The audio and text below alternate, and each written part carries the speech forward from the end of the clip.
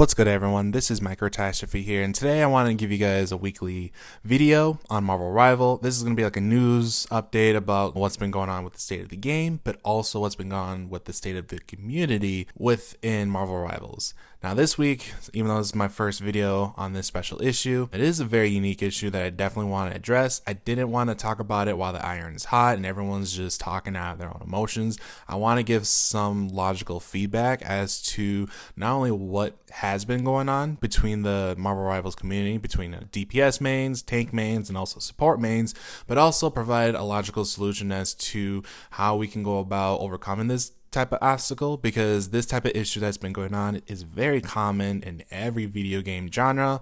Therefore, this game is no different. It's just waited this long for the lid to finally pop off between different types of players in this game.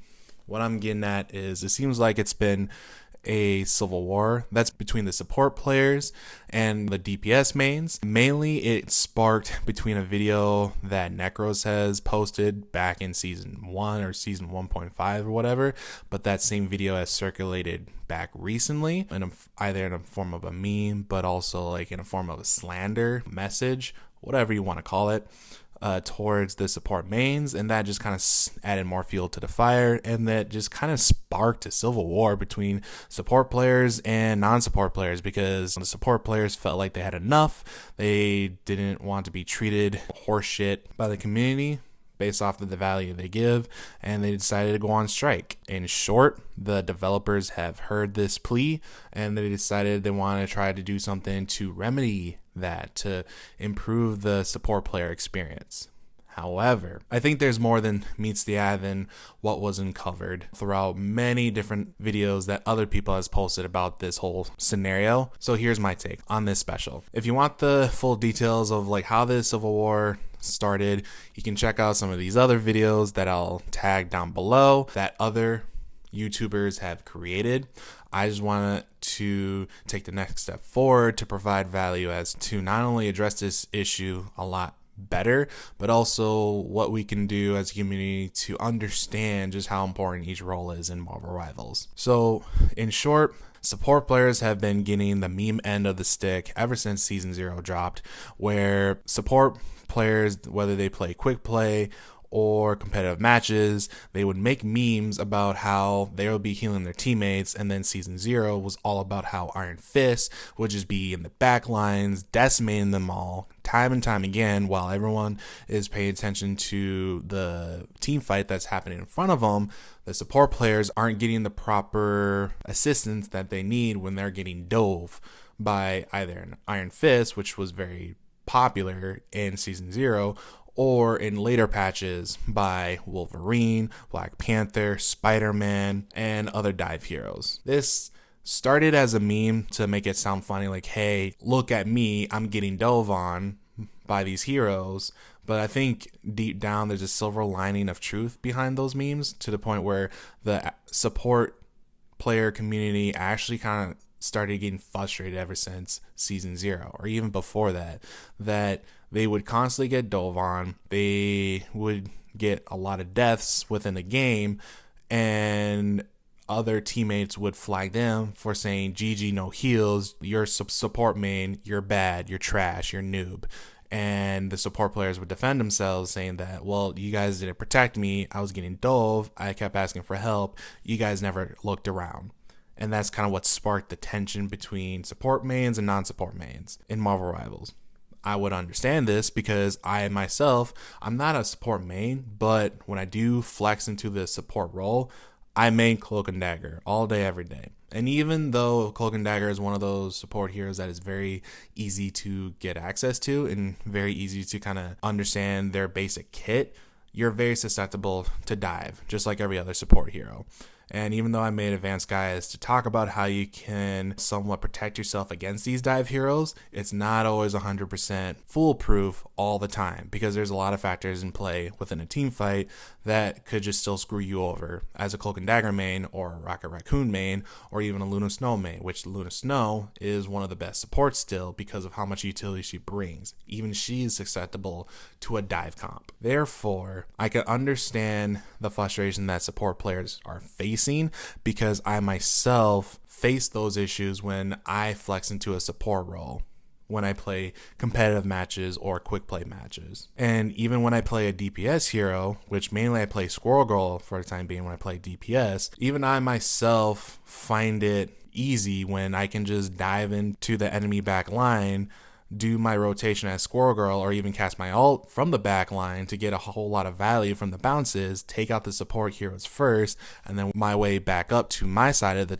team line. It is very different when the enemy team actually looks in my direction and protects their support players to make it harder on me, compared to when they're so focused on the team fight in front of them that it's just easy for me to jump into the back line as Squirrel Girl, do my thing, get 1 or 2 picks, and then hop back into my side of the team before the enemy DPS or tank heroes even notice. So I clearly know the difference. And when I flex as a tank role, I mainly play as Magneto. And Magneto's kit, he specializes on protecting his teammates against everything that is coming in front of him. He cannot be omnidirectional with his abilities and even his ultimate. He's best served by keeping the pressure in front of him and blocking all that damage because of his shield, his high survivability, and even his bubble abilities too. So in that regards, I can also understand the frustration that support players would feel when Magneto players like myself is so focused on the team fight in front of me that it's hard for me to pay attention on what's going on with my teammates behind me, if that makes sense. And this kind of has been brewing for the past few months, but ever since Necros' video has resurfaced again, and to not only memes but also just hot topic discussions, this kind of just sparked a civil war between support players and DPS players. And because they're always getting the blame in most games, saying that no heals, you didn't heal me, you're trash, this is why we lost, I can understand why most support players are getting frustrated by this. But hear me out though, and I'll explain this in a quick diagram that I created. All right, I made a simple hierarchy chart based off of value and the difficulty a role has in Marvel Rivals. And I'll start by saying this: Necros isn't really wrong with what he just said. He didn't specifically say that support players are trash. He emphasized the fact that support roles is the easiest role to jump into. And I agree with him with that, because the way that Marvel Rivals developers had developed all these characters within the support role, many of them are very easy to just pick up and play, spend like 2 minutes to know what their kit is about, and then you can instantly get value from them. Rocket Raccoon is the prime example, because he's literally the embodiment of a heal bot, and you get great value for being a heal bot. Now, a lot of times if you're doing competitive play, it's kind of looked down upon if all you do is just heal throughout the game and you don't pocket in different DPS potential on your end. But for someone like Rocket Raccoon, where all you do is just hit the heal orb and you just constantly heal your allies because it just bounces all around the room, he kind of gets the exception. But that also further cements the theory that support roles is the easiest role to just pick up. And I'm just going to support Necros' viewpoint further by saying that that is not a bad thing. And this is something that the support community just needs to understand. When you have a hero shooter game like this, one of the roles is going to have to be the easiest role out of the 3 for newcomers or just beginner players to just pick up and understand the game as a whole. And that's not a bad thing.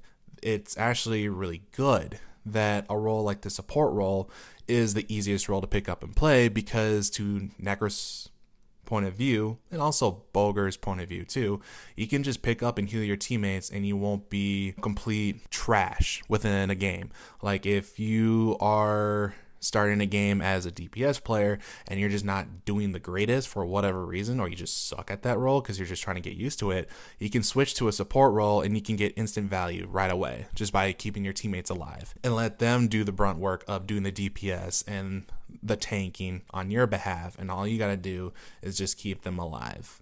Yes, there's a lot more factors in play with that, but it's just so much easier to get value as a teammate when you could just switch out of a tank role or a DPS role and just go full support. That's why I would defend Necros' point of view in that aspect, that they're just super easy to dive into. I won't call it boosted. They're just easy. And I'm also cementing the fact that it's a great thing that the support role is the easiest, because honestly, for a game like this, I want a support role to be the easiest to plug and play, so that at least I know that if I'm playing with a lobby full of noobs, at least I have the slight chance that they'll switch to a support character and they can keep me alive, and then I can just pick up the slack of handling the DPS or handling the tank role, and they can just keep me alive. And I'll keep them alive by dishing out damage and adding pressure. On top of that, that just also means that the difficulty on each of these roles are slightly different as well. He didn't specify this directly in any of Necros' videos, but in hindsight, it's just often perceived that the support role is often the easiest to pick up and play, and the DPS role is the hardest one. Even though there's many different heroes in the DPS category, it's still one of the hardest roles to kind of master, because you are squishy, and because you're squishy, you can have the best DPS potential in the game, but if you suck with that character, well, then you add no value whatsoever, because you're not adding pressure and you're not good at it. So in my personal opinion, the reality of how all of these roles are categorized is the fact that when we're talking about difficulty, the support role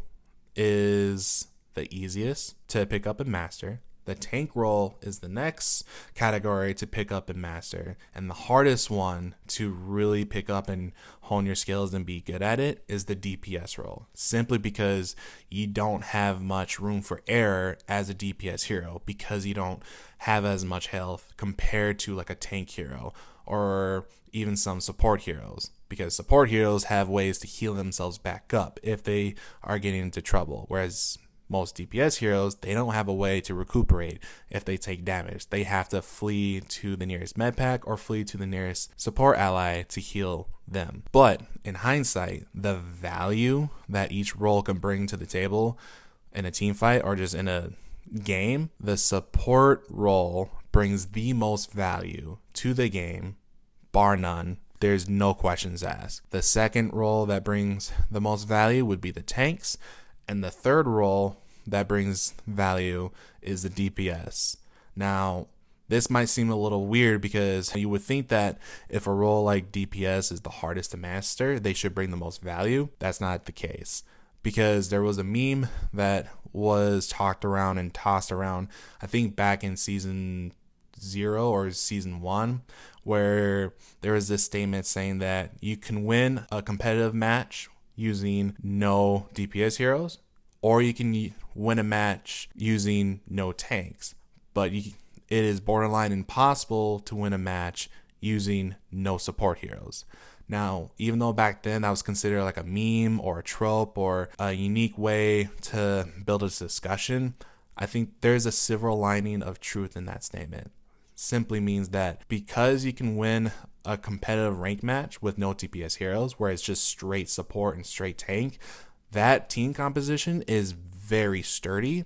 And yeah, they may not have the highest damage potential, but they can easily win team battles through war of attrition. Just whittle down the other team because of the amount of tankiness they provide and the amount of healing they provide too, because it's nothing but tanks and support heroes. Whereas if you do a team match with nothing but DPS and supports, well, then it's hyper offensive. They don't have any tanking capabilities because there's no tanks in that team, but they have so much DPS potential and healing to offset it.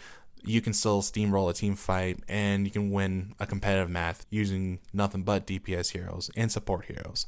But never has there been a documented instance where you can play competitively in a match with no support heroes and win from it.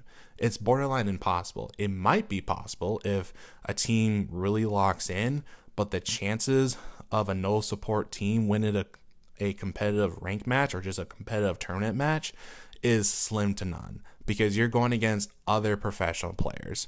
So if you don't have a support player in your team, you're basically throwing a game right then and there. But by that statement, that puts the support role as the most valuable role in this game, and no one should be able to dispute that. Necros can't dispute it, Boger can't dispute it, Tim the Fat Man can't dispute it, even I can't. Like, no one could dispute that logic. Even though they are the easiest role, they are also the most valuable because of that statement. They are the lifeblood in your team, because no one has passive healing like Overwatch, where if you just stand still after a period of time, you slowly get health. They don't have that in this game. That means med packs and healers are your only source to stay alive, and that's it. Even if you want to do a res comp, you still have to rely on some sort of a support character, because Rocket Raccoon can revive a hero, but he's a support hero. Adam Warlock can revive his whole team with his ultimate, but he's also a support hero. That just means that you just need to have a support character if you want to have a chance at winning a game. And it's because of that statement and that train of logic that puts support as the most valuable role, and the tanks are the next role to be the next valuable, because even though they can't heal their allies, they provide a lot of team utility, either through CC control, such as the Thing's ult or the Doctor Strange ult, or they provide utility in forms of shield, such as Doctor Strange's shield, Magneto's shield, so on and so forth. They bring survivability to the table, which if you're fighting in a team fight, you need survivability in forms of CC to turn the odds into your favor and hopefully win the team fight over and over again. I mean, not every team fight, but just some team fights.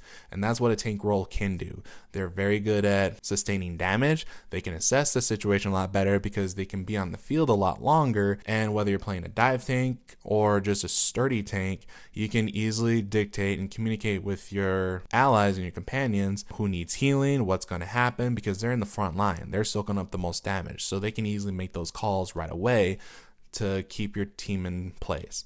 That's why I say they're the second most valuable, but they're also the second hardest role to master, because that focuses more on the communication aspect. To make sure you're communicating with your teammates, making sure that you don't overextend yourself in a team fight, so you're not too far away from the med pack or too far away from your support heroes and you die because you're not getting the healing that you need, so on and so forth. And then when we're talking about DPS heroes, because like I said earlier, they provide the least value to a team fight, because even though they're really great at pumping out damage, that's all they do, is they just do damage, and that's it.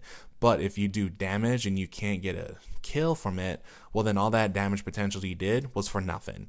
And there's some DPS heroes that is really great at putting out the numbers, but they're not the best at securing the kill, and vice versa. There's some heroes that don't put out as much damage, but they're really great at securing that pick, and they can rack up a lot of kills that way. A prime example would be Squirrel Girl.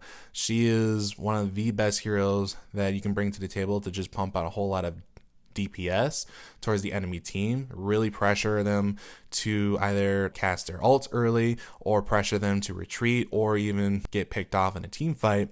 But she's not the best hero to secure that kill all the time.